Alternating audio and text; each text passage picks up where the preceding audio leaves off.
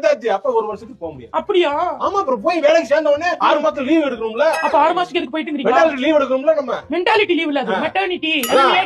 கர்ப்பமா காலத்து லீவ் அத எடுக்கணும்ல. சரி ஓகே, ஒரு வருஷத்துல அப்புறம் நான் திருப்பி போறேன். ஒரு வருஷம் கழிச்சு போலாம். 1 year later. ஏங்க அந்த வேலை குழந்தை இப்பதான் பிறந்திருக்கு. மிருகங்கள் கூட குழந்தை சரி சரி கொஞ்சம் time கொஞ்சம் ஒரு வளரட்டும். கொஞ்சம் நான் பாத்துக்கிற அளவுக்கு வளர்ந்தவனு வேலைக்கு போலாம். அது தப்பு கிடையாது.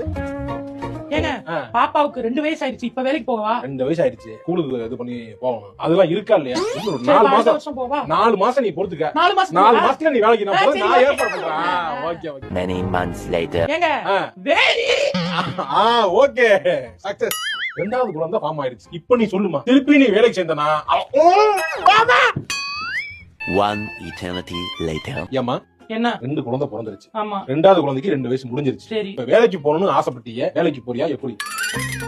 நான் ஃபுல் சப்போர்ட் பண்றேன் உனக்கு. நான் சொல்லு, எங்கன்னு சொல்லு. நான் காலேஜ் முடிச்சே 10 வருஷம் ஆச்சு. என்ன வேலை பார்த்தேன்னு எனக்கு மறந்து போச்சு. அவன் ஒரு மாசம் விட்டு போனாலே அடுத்த செமஸ்டருக்கு என்ன பேப்பர் வரும்னு மறந்துடும். இப்ப போய் நான் வேலைக்கு சேர்ந்து அவன் 7 வருஷமா என்னமா பண்ணிக்கிட்டு இருந்தான்னு கேட்பேன். நான் 2 பிள்ளைங்களை பெத்து வளர்த்துக்கிட்டு இருந்தேன்னு சொல்லுவேன். அதுகளே வச்சு வளர்த்து வாழ்க்கையை ஓட்டுமான்னு சொல்லுவான். அதை நான் கேட்டு வந்து உங்க சொல்லி அழுகுனது தானே. இல்ல அதுக்கு இல்லமா, வேலைக்கு கல்யாணம் முன்னாடி வேலைக்கு அனுப்புறேன்னு சொன்னா